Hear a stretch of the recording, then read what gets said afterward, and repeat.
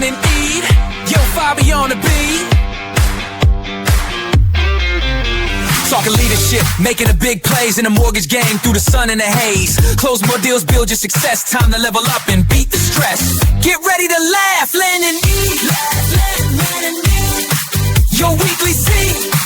Let's go.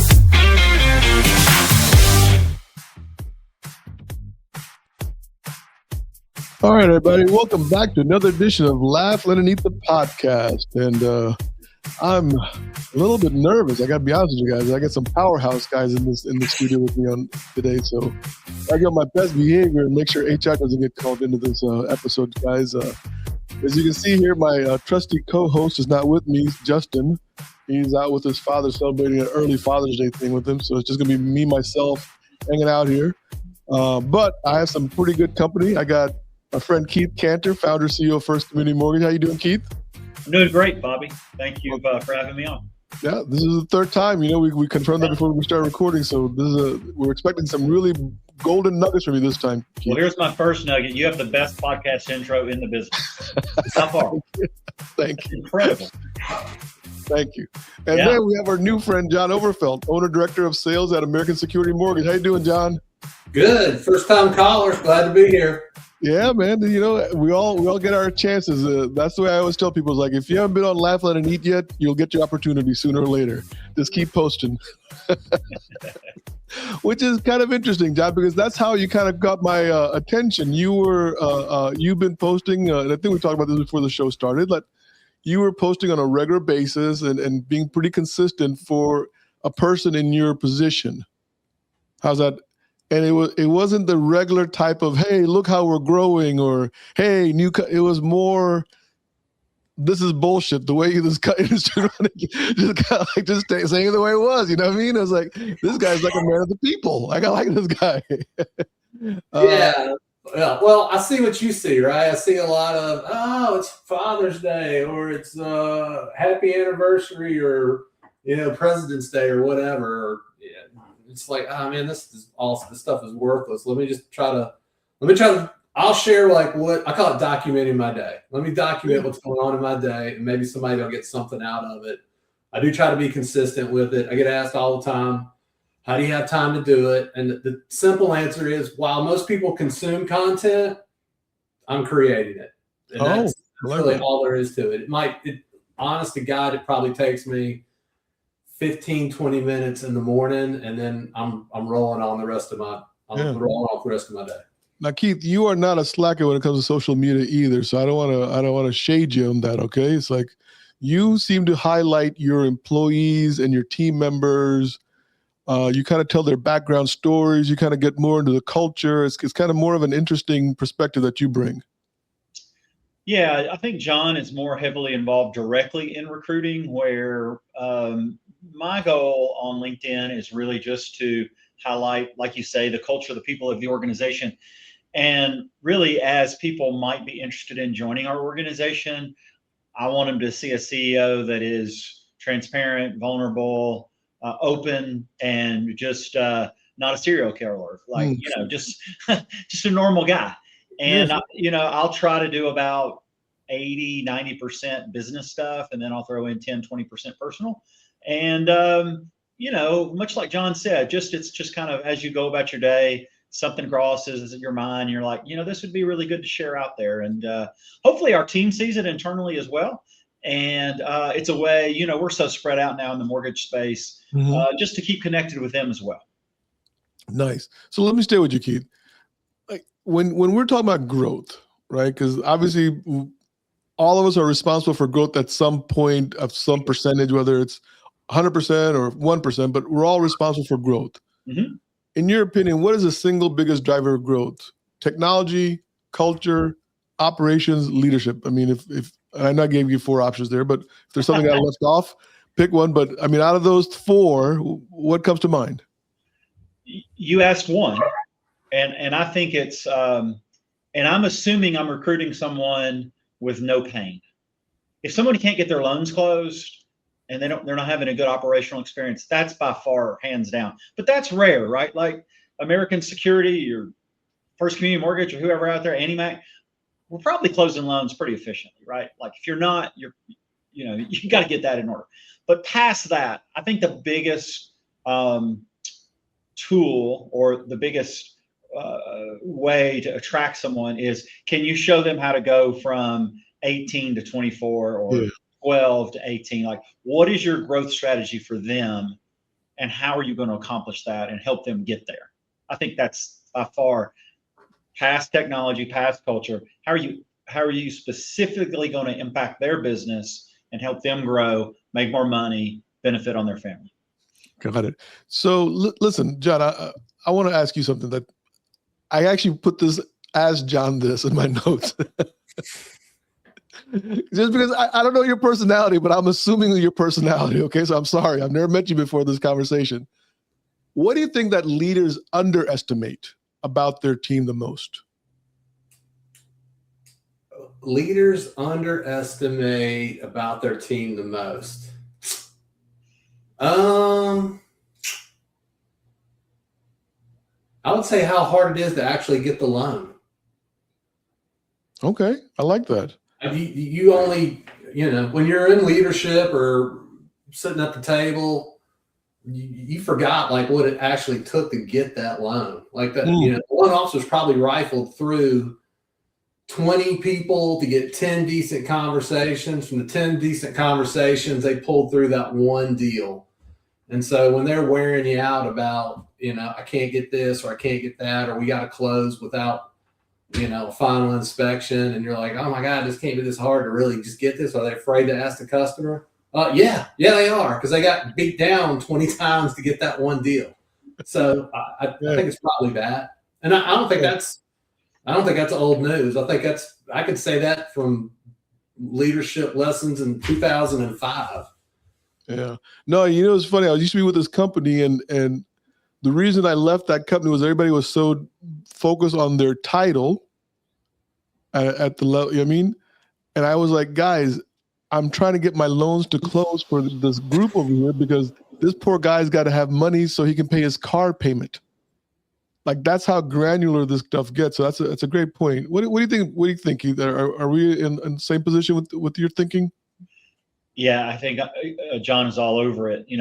I think leadership can get this ivory tower mentality, right? And the closer we can get to the tip of the spear and understand what's going on, whether it's sales or, operational perspective, corporate team members, is vital, because we sometimes, underestimate really how hard this business is, how stressful it can be. And if you think about it, I've been talking about this a lot.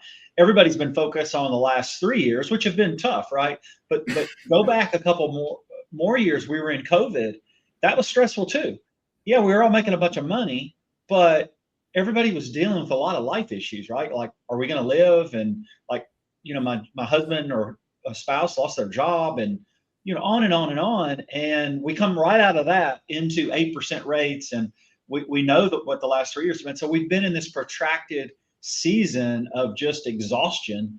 And I think we underestimate the amount of stress that our team, kind of goes through. And now it's starting to feel a little more normal, even though if this is the new normal with oil prices and wars and stuff, I guess it's just always like this, right? And it's, again, it feels like just this year, I'm going to put out speaking of posts, I'm going to put out a post pretty soon about, are we about to go back to where we were? I don't think so. But, in February, we were talking about rates in the 5s, and business was just coming in left and right. And it's like, here we go. And then Lucy pulled the football out again, and it's back to what it is. So I think John's all over it. It's really how hard our people really work. Yeah. And how hard this business is. I appreciate both of you guys saying that, because I think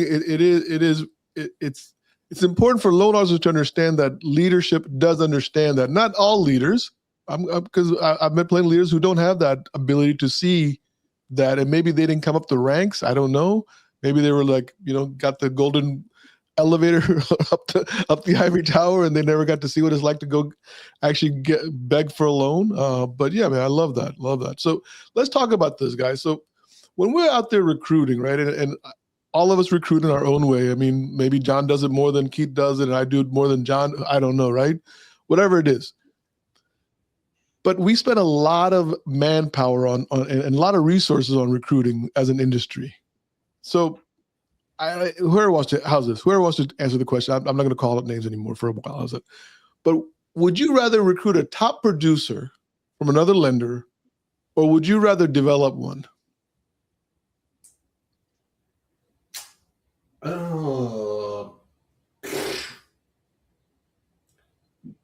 I think if you develop one, they're always more loyal. I would say on the flip side, because and I'll just speak from experience at American Security, the 3 of our top 5 producers have all been homegrown. They started here, so I would say, and they've all been here 7+ years. So you get the loyalty part. Just being fully transparent. The downside of that is they don't know anything but American Security.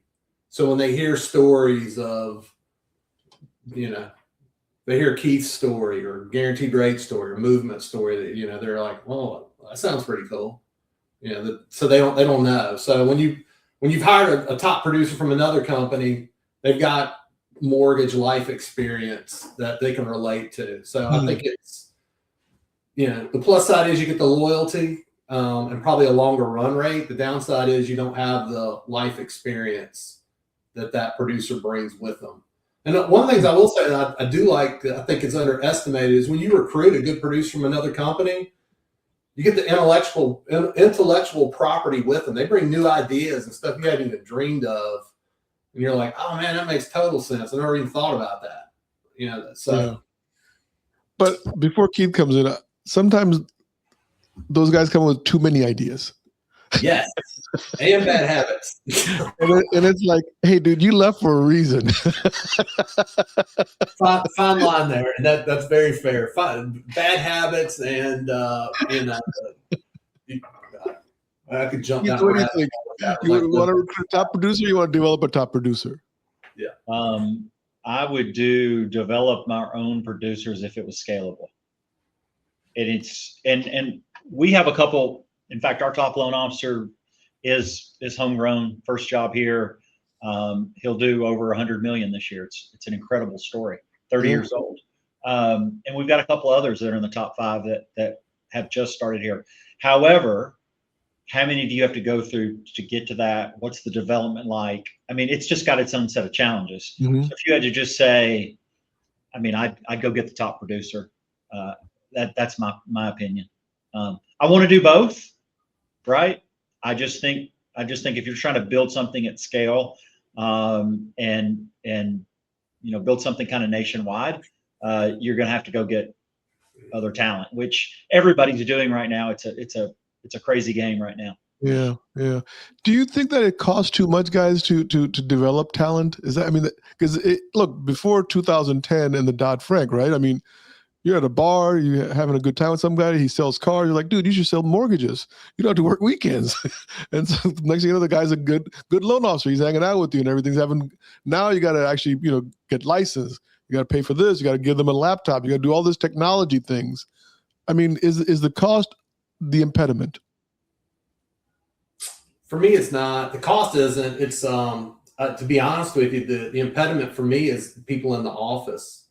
Like when the loan officers, even here or 1,000 years ago when I came up through the ranks, you sat side by side with a loan officer for a year, and they showed you the ranks. They showed you how you talk on the phone. They walked you through each scenario.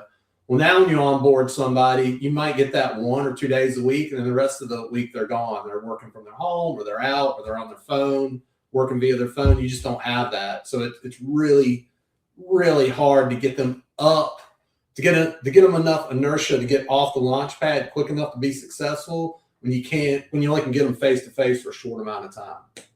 Yeah. What do you think, Keith? Is it scalable to your extent that you use that word? That's what I was going to ask you guys. I was going to flip it around, Fobby. I'm not going to try to take over your podcast, but I was going to ask you guys a question. And that is, what is the difference between the individual that has they have equal level of talents, they seem to know the same amount of people, and then one can do it and one can't. Like, what is that? What do you guys see the common characteristics of when you're developing that person, as you were just talking about, and they're coming up the hill? Like, what is it? Because I've seen people that's like, that person's going to just crush it, and they don't. And then this person over here just surprises you and like they just take off. What is it? I mean, there's so many different factors, but I mean, obviously the one thing that I think we all call it is the X factor. Right. You know what I mean? So, but what is inside the X factor is a couple of different things. For me, I've always looked at, like, are they honest?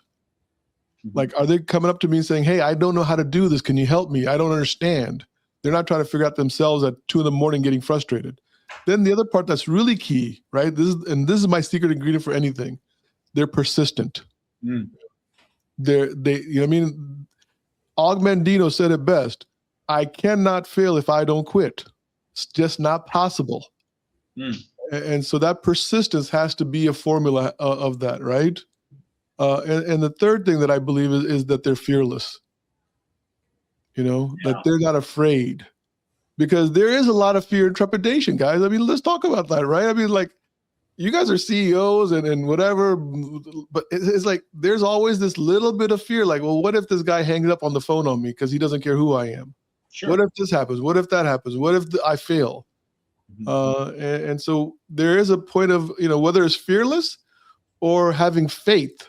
Take your pick, either one. You know, but it has to have some ingredients of that in there, Keith, for me. For sure. John, what do you think? For me, we call it fire in the belly. They got to have fire in the belly, but to define fire in the belly, it's attitude. It's how fast can they learn. You know, that would be the first two. The last part, it just being honest, some luck is involved. They've got to have some type of. I can look back at all the ones that really made it, and that first 2 years is kind of the window of, are they going to sink or swim? They all had like something. They worked hard enough to create the luck, but they were there when the opportunity hit. Whereas, to Fobby's point, if they're not grinding, the opportunity goes right by them. They never even saw it. But the ones that are really grinding, they've got a good attitude. They're enthusiastic. They're learning. They're going to, when that opportunity hits, they take it and they run with it. Keith, I remember in 95, I got in the business in 94, and we had about, I think there was about maybe 30 loan officers, and my ranking was like about number 9 or 11. I can't remember which one because in 14 months in the business, I was just crushing it, right? Mm-hmm. It wasn't like a good year like it was in 93. And this one guy says, yeah, I guess you must get all the Pakistani business. And I'm like, okay, listen, there's about maybe 3,000 Pakistani families in the DMV. And last time I checked, there's about 3 million of you guys. You know, so it's always the hardest working guy that seems to get the luckiest. Yeah, for sure. Right? Think about that, guys, right? Why does luck always follow the hard working guy? Yeah, so they're looking for it. Yeah, I mean, that's a great question, Keith. Lucky people are looking for luck, right? That's what happens. Yeah. So anyway, guys, let me take my microphone back from Keith. You got me on this. Just so you know, I did 7 podcasts and then I flamed out, which is like right when you're supposed to flame out. So if you've done more than 7, which I know you have, you've beat the odds. Yeah, we are in. Actually, we're in season 7. I think we're about close to 400 episodes in. Congratulations! So, thank you. I appreciate that. No, and we just got. I don't know if you heard, but we just got our ranking. For the Q1, we were 4th most popular podcast in the mortgage industry. There we go. Love it. Right. Something's going right in my life. Yeah. Can't recruit anybody, but I got a great podcast. All right, guys, let's talk about leadership, right? This happened, right? And I'm not going to call out anybody, but recently there was a merger of 2 companies. One bought the other one. The CEO had been very adamant that the company's not for sale. Post on LinkedIn, hey, recruiters, stop calling my guys. You know what I mean? We're not for sale. We're not for sale. We're not for sale. And then boom, they're for sale. They get sold. Right? At what point does a CEO need to be honest and transparent to their staff members, their employees, their guys who have bought into their vision? John? I think it's day one. I mean, if you don't have the trust from the LO, I mean, who can you trust? Now, at the same time, you have to have enough trust with them that they're not going to leak it out there.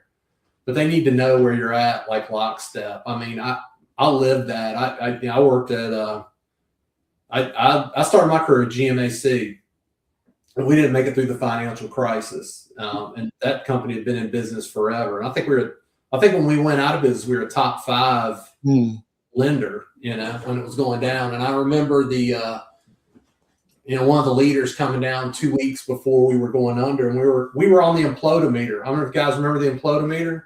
Yeah. Oh, yeah. Man, we're number 3 on the implodometer. Nobody's made it. And he's like, no, man, we're good. We are good. Don't worry. So that stuff is just crap. Don't worry about it. We're going to make it. I'm sitting there thinking, we're not going to make it. Like, this ain't 100% accurate. So, which everybody, we wanted to believe it in the moment, but that person's still in the business. I would never ever work there because of that. So, and that was almost 20 years ago. So once you lose the trust, it's gone, and it's hard to get back. So I think you got to be as honest as you can from day one. Keith, what do you think? Yeah, that's a tough spot, right? And I don't know the one you're specifically referring to, and I don't want to know. Where I'm going is, CEOs don't get a lot of grace or passes when it comes to events like that.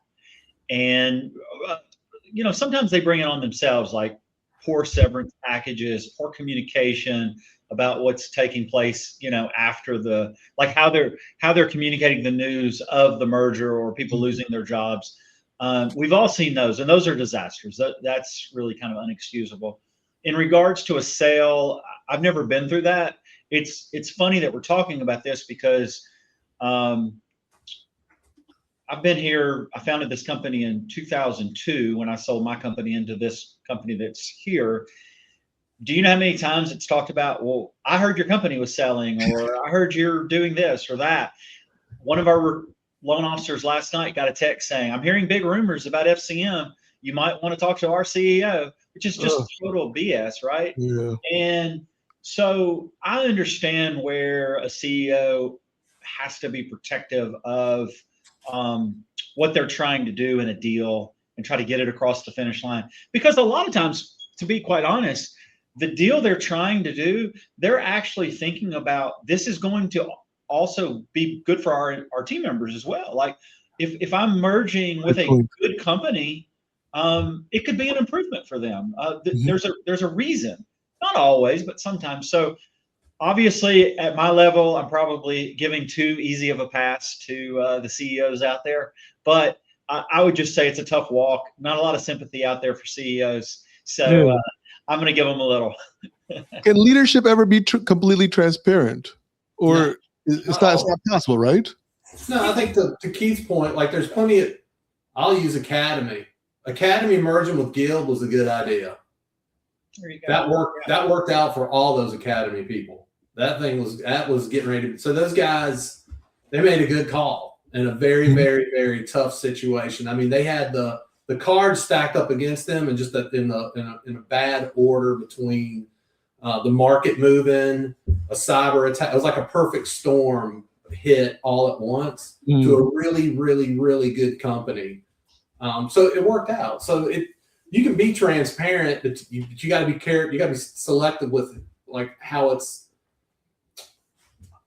You know what I'll say? I'll say this: to Keith's point, the communication's got to be spot on how you do it. You got to be very, very careful with what you say, because if you're in leadership, you have to protect the greater good versus one or two.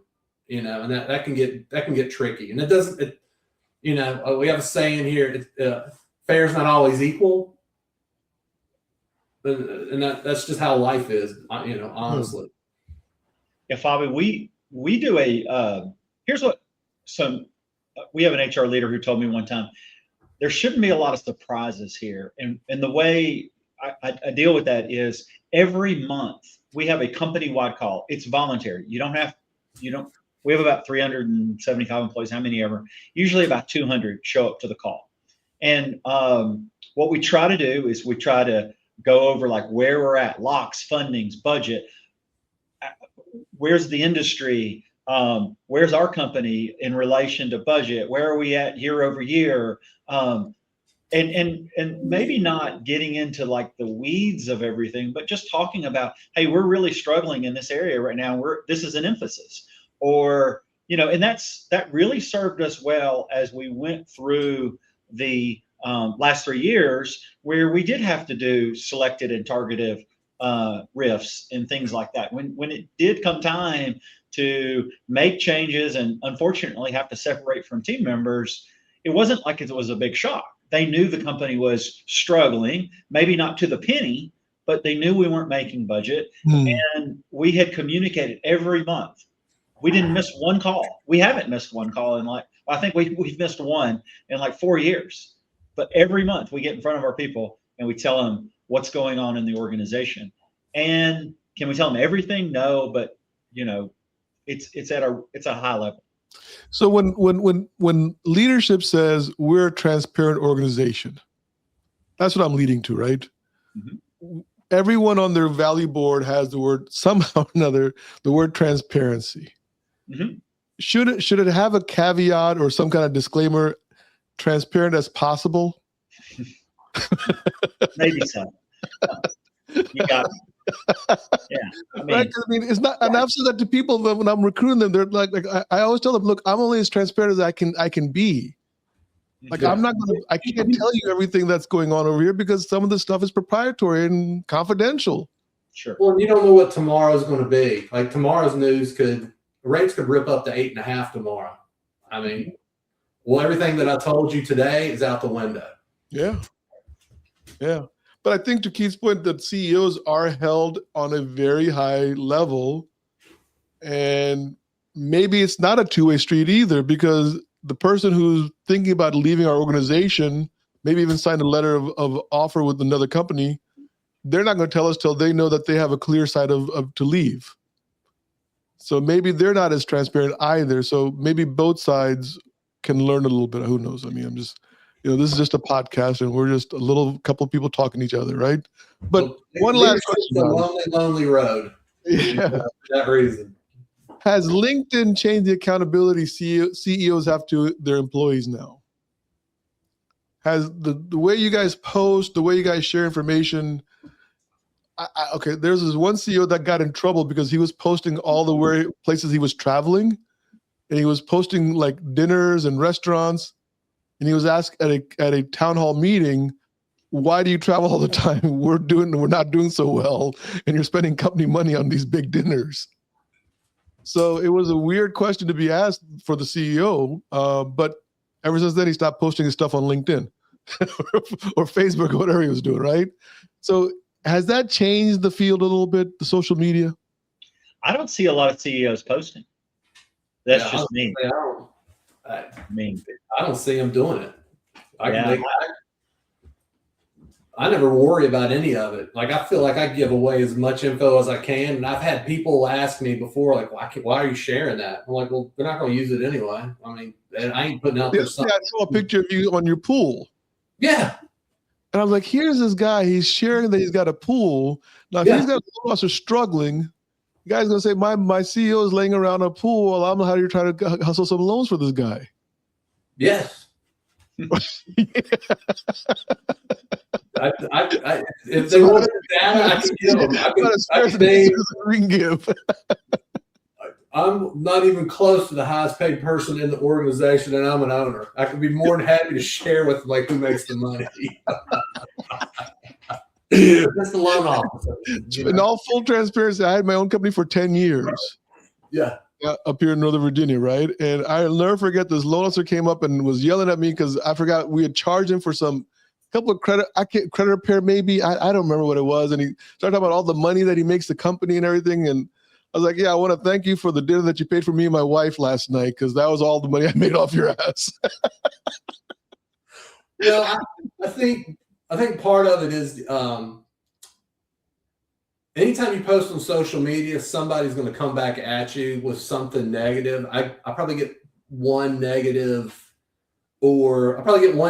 comment or direct message a week, or something that's like a jab.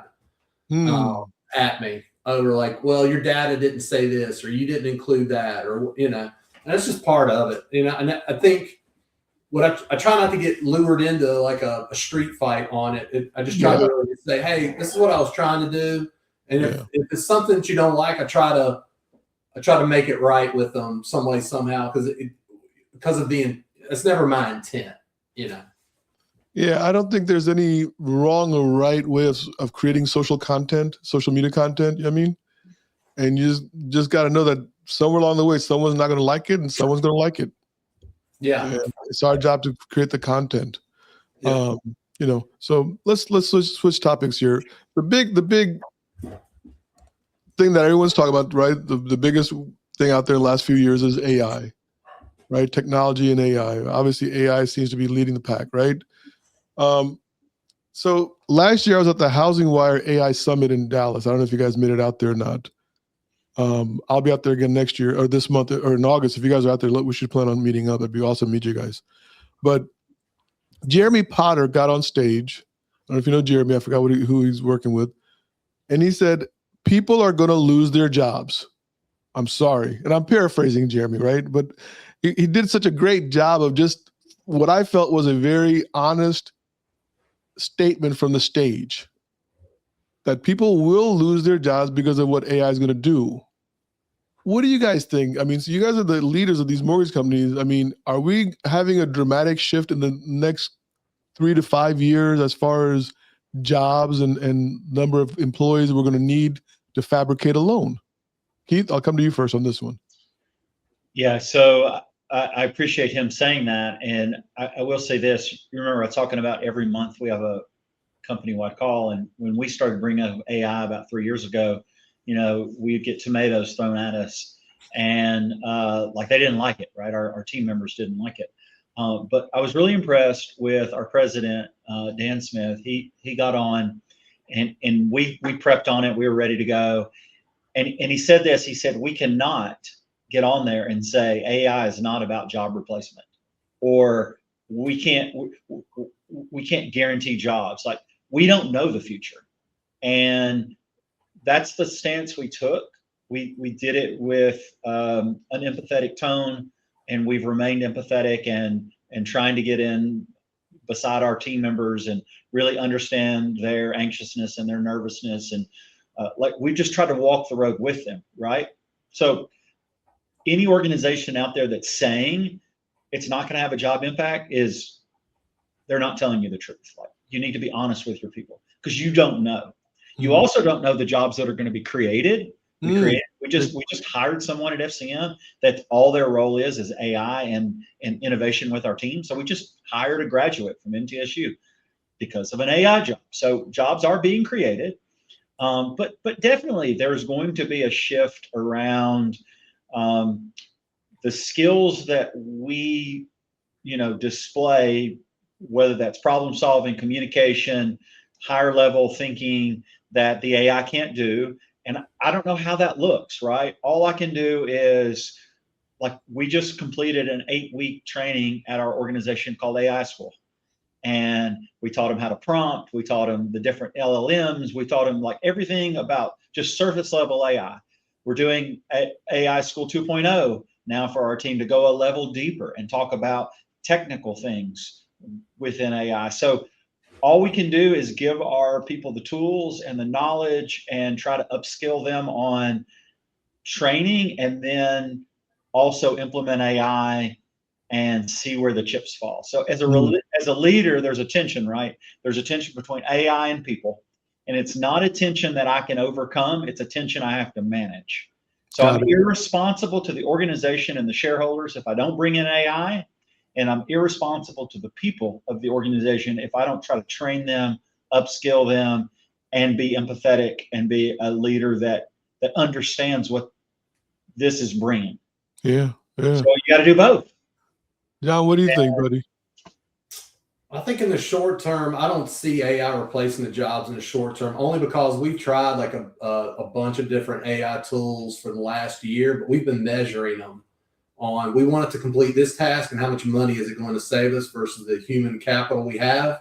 And so far the human capital has been cheaper, because the human capital for us can do various projects where the AI can only do X, Y, and Z. And when I add up the cost of AI to do this, and this, the cost isn't there because it can typically for the AI right now in this very moment today, it only can perform certain tasks in a certain linear fashion. Now, what that looks like a year from now, to Keith's point, it's too hard to say. I mean, it's coming so fast. That's the biggest thing I've noticed is last year I was at Housing Wire, the gathering. They were talking about AI. The company's like, we're going to do this, we're going to do that. Well, I went back this year. It was already done. Usually those conversations were like a year or two in the making. Normally, now it's being done in half the time. So, Yeah. I see it changing. Sure. What I would say is, you're going to have to figure it out because AI is going to be like electricity. You're not going to be able to live without it. It's going to be everywhere. But if you embrace it, you're going to have a future somewhere. If you're good, and if you're not, and you don't embrace it, then you're going to get left behind. And the market will dictate that. Yeah. So John, let's stay here. Do you think that sometimes companies are adapting AI too quickly? I'll give you a quick point. There was a report about Pizza Hut, which is not a mortgage company, right? But a Pizza Hut, right? And that they had lost a lot of money because they adapted to AI too rapidly. Yeah. And now they're like reversing and going back. You know what I mean? Like, oh, we couldn't have done that. I mean, and they lost a ton of money, right? Yeah. So is there like that cadence or something of how to adapt AI properly, or what do you think? I am sure there's thousands of companies out there that have more money than they have to do with, and they're spending money on the AI because it's the shiny new lure that looks cool, but they don't really know what they want to do with it, or they like. One of the things we do is we don't drive reporting unless we're going to do something with it, and so the reporting we have is very, very small in bandwidth. And all of us at American Security came from bigger companies, Wells Fargo, the GRs, movements, where you had all this. Like Wells Fargo, we had reporting on top of reporting on top of reporting. At the end of the day, you couldn't do anything with it. I mean, it was like, okay, all right, what do you do with all this? So I think AI is somewhat the same. It's like, what are you really going to use it for? What is it really going to do? I think you got to get laser focused on, I want it to accomplish this, and this is the ROI that I need from it. I can tell you, like from my seat, from what I see so far, it's not quite there. It's getting there, but it's not really there for what the cost is from the vendor side. Now, we're not building it internally. Internally could be different, and but from what I see, what the vendors are charging, it's not there yet for a company of our size. Keith, what do you think? Like, I think like AI, we all got introduced to AI roughly about 3 years ago, give or take, right? That moment when you first experienced AI to where you sit today, what has surprised you the most about AI?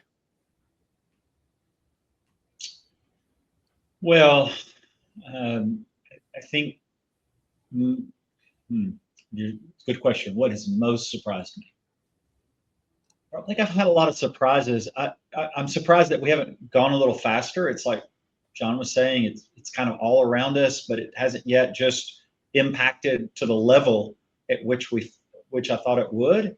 Mm-hmm. I can remember sitting there with my daughter playing around with ChatGPT and her just this look on her face, like, it does this and it does this. It's the same look I had like in 1992 when I first got on and like started looking at baseball scores online, right? And I didn't have to like go to a paper or anything. Like it was the same like thing. So we think about 92 until today, like how much the internet has changed our world. So we're just in the early innings. Are we probably still in batting practice, right? With AI.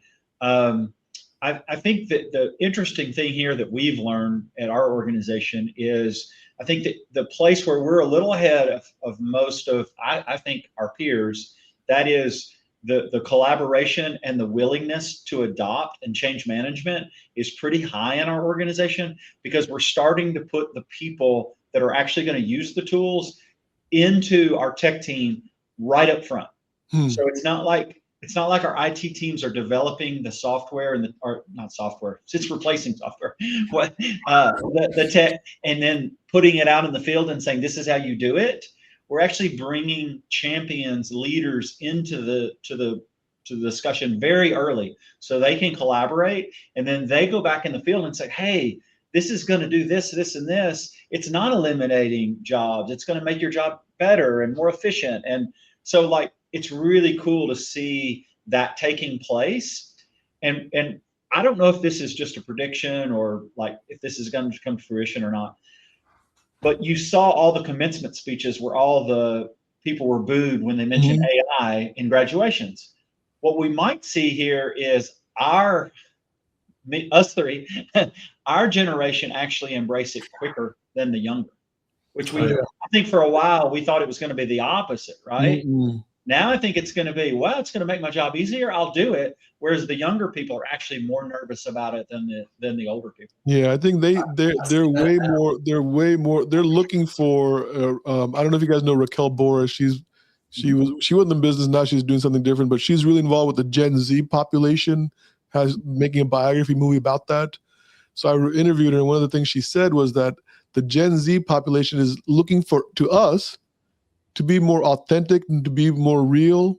And they're not looking for this like kind of like, hey, I'm going to do a TikTok dance to get your attention. They really want to know, how did you buy your first house? How did you save up that money? Like, what were the challenges? And be honest about it. So they're looking for more authenticity. I always hate that word, but I think they're looking for that. So guys, look, we're approaching 41 minutes here, and I got to get to the lightning round because I want to go through this right now. John, I got to ask you, one thing a loan officer should stop doing come tomorrow morning. Stop doing tomorrow morning. Putting off sales and marketing activities. Yeah, I like that. Keith, what about you? One thing a loan officer should just stop doing come tomorrow morning. Stop it. Stop posting generic stuff out of your CRM or your digital marketing things that your marketing team's doing. It's worse than just not posting at all. Yeah. Now, do you guys know what's her name? Bree Lees? Is it Bree Lees or Bree? Right? She's at the Hill. Yeah. So she says that mortgage companies are stuck in the 1990s, like marketing flyer mill or something. You guys agree with that? Yeah. It sounded like what you just said, Keith, like, the generic CRM stuff. Sure. Yeah, it's terrible. And I love it. And by the way, I love the folks at Total Expert, but put out your own stuff. Create your own content like John does. Yeah. So what's a very underrated leadership skill, Keith, that people it's underrated, but it's still a skill that you have? Self-assessment. So number one, you don't get started without self-assessment. If you don't know yourself, how can you lead others? And you should know your strengths and weaknesses inside and out. You should delegate, automate your weaknesses, and lean into your strengths. Yeah, like that, man. I think self-assessment, it goes way deeper and can take up more of your day if you really let it, right? Oh yeah, it's hard work. If you want to really get into something, get into yourself, and it's a lot of work. A lot of people don't want to do it because it's really hard. John, do you find yourself second guessing your decisions? No. I've made so many mistakes, I just roll with it. So you're okay, like if you made a decision, it blew up in your face. Maybe you lost a great recruit, maybe you lost a great producer or whatever, and no big deal. No, I mean, I just know it's part of the game. I'm like, my personality is to move fast, make quick decisions, and go with it. And with that comes tons of mistakes. I mean, yes. Do I go back and analyze it and say, like, what could I have done different? Sure. But I don't look back and beat myself up over it. I just don't. I mean, is that with age though? Because I think all three of us are pretty much in the same age bracket. For what I'm guessing, right? I might be the oldest. I don't know. I started in '94 too. You look the youngest out of me and John. I don't know what you're doing well, Keith, but you're doing something really well. But and is it just more age of just kind of like accepting more of and just using our energy in the right areas, John? Do you think that that's what we're doing more of now? Yeah, probably. It's experience in where you're at in life. I mean, I wouldn't. I mean, did I used to beat myself up? Sure, I just don't anymore. It's just I tell our guys all the time, like, man, it's just mortgage. Nobody's dying. If you're healthy, if your kids are healthy, we can figure it out. I just move on and go. And if you're a good leader, you're making decisions the best you can at that point in time. with the data that you got. So Keith, sometimes it feels like leaders are expected to know everything. And I think I wrote an article about this one time on housing where I'm not sure, but I think I did. Do you think like that's a fair thing to put on the shoulders of a leader? Like Keith's got to make the right answers. He knows everything. I mean, ultimately, yes. I mean, it's the role you sign up for, but I think people respect vulnerability, and we've used authentic and transparent. We've used all those buzzwords today, but I mean, look, there's a proverb that says there's a wisdom in a multitude of counselors. And, we have a tremendous leadership team here at FCM. I lean into them all the time. I trust their wisdom. I trust their experience, and it's vital. And like John said, you make the best decision you can, you own it, you move forward. You can always, play armchair quarterback, but, that's what leaders are paid to do. I mean, that's the expectation we have. Got to take your information, take your wisdom, take your knowledge, take your gut, do it. What people don't want is someone that just is stagnant, do something. Yeah. Right. I always call that paralysis of analysis. Sure. Yeah. That's worse than I think making maybe a bad decision sometimes. Yeah, no, I would agree with both of you guys.